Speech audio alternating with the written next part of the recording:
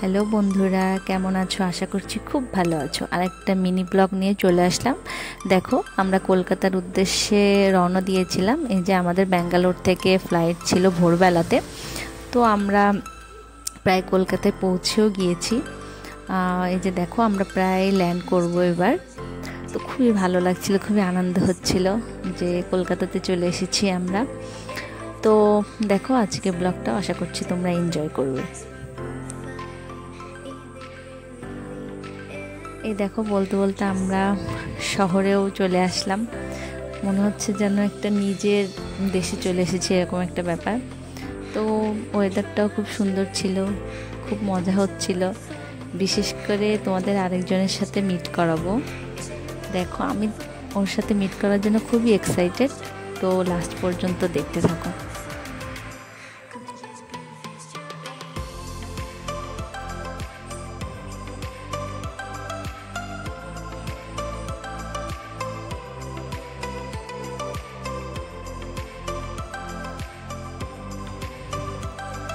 তো আজকে আমরা গিয়ে উঠবো আমার এক পিসির বাসায়। তো দেখতে থাকো।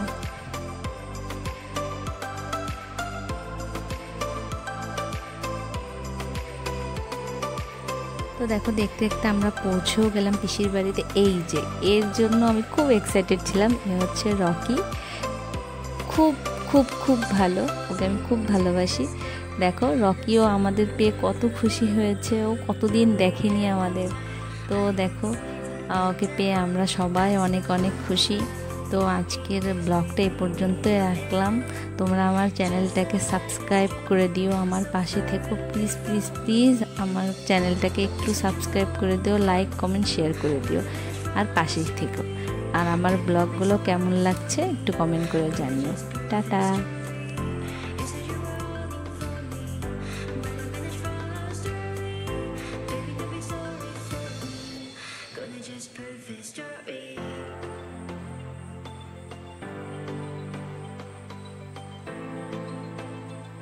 খুব দেখো আদর খাচ্ছিল আমাদের কাছে, এত আদরে। ও যে কি করবে ও কিছুই বুঝতে পারছিল না। আমরা আসছি, ও ব্যাগ শোকাশুকি করছিল যে ওর জন্য আমরা কোনো গিফট এনেছি কিনা। ওর জন্য একটা গিফট এনেছিলাম, আনার সাথে সাথে তার মানে অবস্থা খারাপ করে দিয়েছে, যেটা আর ভিডিও করতে পারিনি।